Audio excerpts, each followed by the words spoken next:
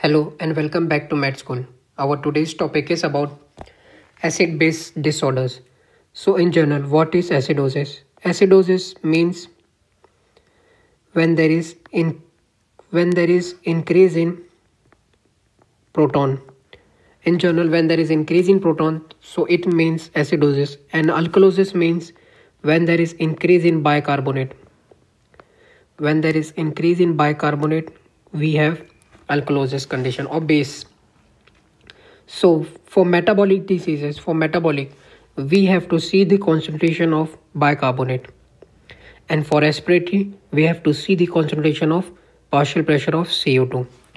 Now we will discuss metabolic and respiratory one by one. So first we have respiratory. So about respiratory, so pH. So pH in respiratory is inversely proportional as respiratory is depend on partial pressure of CO2.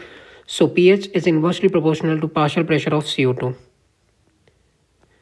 in respiratory condition. For example, if there is increase in pressure of CO2, if I have increase in pressure of CO2, so my answer will be here decrease in pH.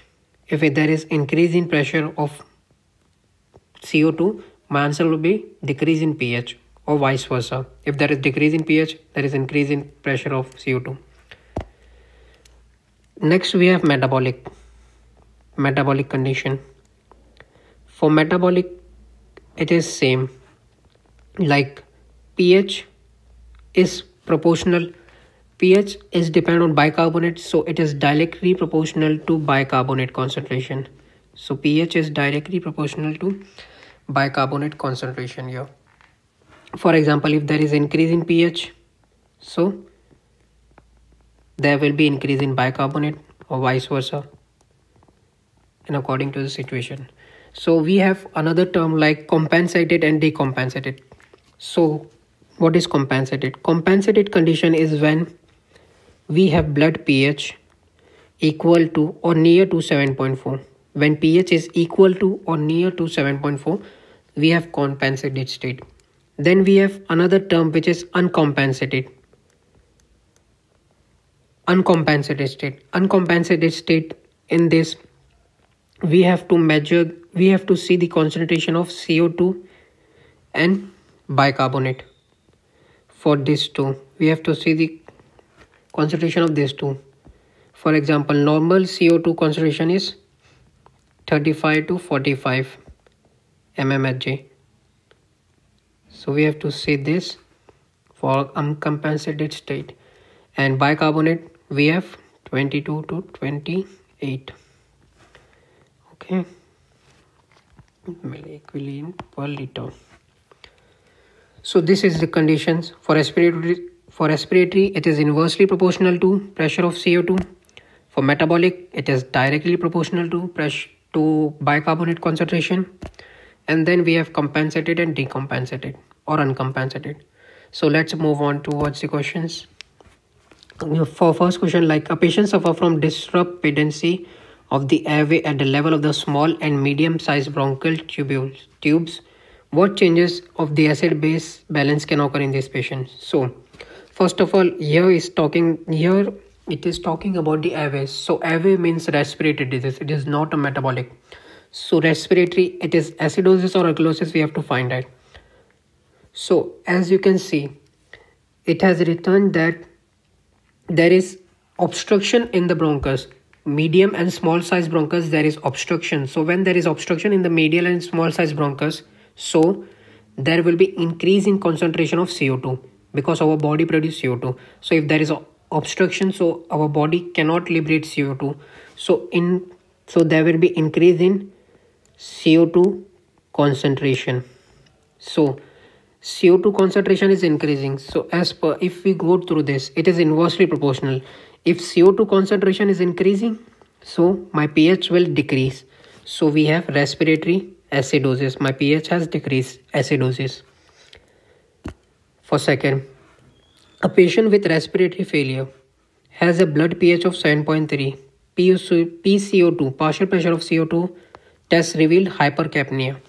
The pH test revealed an increase in urine acidity. What form of acid-base imbalance is in this case? So, first of all, it is respiratory conditions. So, we have respiratory.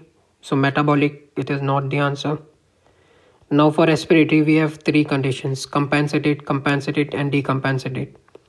So, first of all, whether it is compensated or decompensated. So, see the pH. pH is 7.35, which is near to 7.4. Which is near to 7.4. So it represents that it is compensated.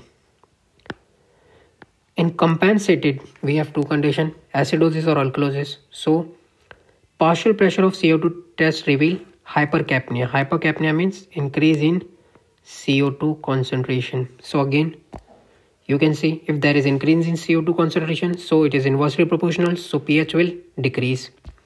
So my pH will decrease. So respiratory acidosis is the answer. Now another question. An infant has pylospasm, weakness, hypodynamic convulsion as a result of frequent vomiting. What kind of acid-base disbalance is it? Okay. So we have pylospasm in the question. Pylospasm means there is spasm in the pyloric region of the stomach. So, and we have vomiting. So in this condition, the vomiting will be full of what? Acid, because pylospasm has occurred. So in stomach mainly we have HCl contained. So all the vomiting will consist of acid. So our body will secrete all the acid. So if our body is secreting all the acid through vomiting, there will be HCl is excreted. Okay. So what is remaining? Base. So means that there is increase in concentration of bicarbonate, because pylospasm means spasm of the pyloric part. The stomach usually contains the HCl. So HCl is going to come out of through the vomiting. So HCl is excreted. Then there is only one thing remaining, base. And as you go through the condition, it is directly proportional. If it's increase in base, if it's increase in HCO3, so there will be increase in pH. So what will be your answer? Excretory alkalosis. Gases means it is respiratory. So it is not respiratory. It is metabolic type of disease. So excretory alkalosis. A newborn child with pylorostenosis. It is the same condition where there is obstruction in the pyloric part of the stomach. So there is also vomiting we have given here. So pylorostenosis means obstruction in the pyloric part. So through vomiting, what is excreting? HCl is going out of the body. HCl is going out, excreting. So we have increase in concentration of base in our body. Base is remaining in our body. So as per the condition, you can say increase in base, increase in pH. So just go through this concept. So we will have alkalosis. Gases or non-gases? It will be non-gases because it is not a respiratory disease, it is a metabolic disease. So we will have non-gases alkalosis. Okay. Then another question. After taking poor quality food, a patient developed repeated episode of diarrhea. On the next day, he represents with a decreased arterial pressure, tachycardia, extrasystole, blood pH is this. What this abnormality was caused by? First of all, diarrhea. It is a metabolic disease. Okay. So diarrhea. In diarrhea, we will lose the water. Means what? We will lose the base. HCO3 is going to decrease in our body. So if there is decrease in concentration of base, water is excreting out through the diarrhea. So that's why there is decrease in base. So if there is decrease in base, you can see if there is decrease, it's directly proportional. So there will be decrease in pH. So it will be acidosis. So what type of acidosis? Gases or non-gases? So it will be non-gases because it is a metabolic disease. So non-gases acidosis.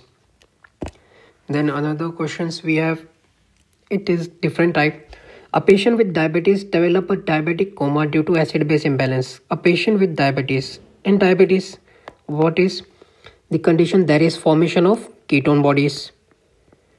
Ketone bodies, okay. In diabetic condition, there is formation of ketone bodies. and ketone bodies are acidic in nature. Okay, acidic in nature. So ketone bodies are acidic in nature, and diabetes is a metabolic disease, so we have metabolic acidosis. Okay, it's simple. Then it's the same question. Ketosis develop in the patient with diabetes mellitus with acid base imbalance. So ketone body, there will be formation of ketone body, so it will show acidosis, and diabetes is a metabolic disease, so metabolic acidosis. Then we have 30-year-old man with a diabetes mellitus type 1. It is the same question. Ketonemia, coma, comatose patient, hyperglycemia. So we will have metabolic acidosis in this condition also. Then it is a different type of question. A hypertensive patient has been keeping to a salt-free diet and taking antihypertensive drug together with the hydrochlorothiazide for a long time. This result in electrolyte imbalance. What disorder in the internal environment? So first of all, salt-free diet gives you the condition like salt is sodium chloride. This is the salt. So salt-free diet means there is depletion of hypochloric. So answer will be, it's simple, that you have kept the patient on salt-free diet. So salt-free diet means that there is decrease in hypochloremia, decrease in chloric and alkalosis. So you will have, because salt is what, like basic substance, so we will have alkalosis because there is depletion. So alkalosis, hypochloric alkalosis, because there is decrease in concentration of chloric in our body.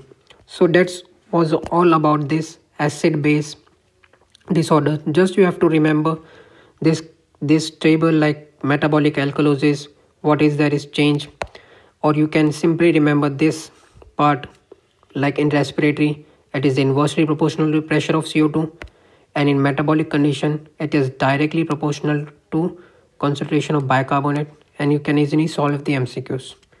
So thank you for watching.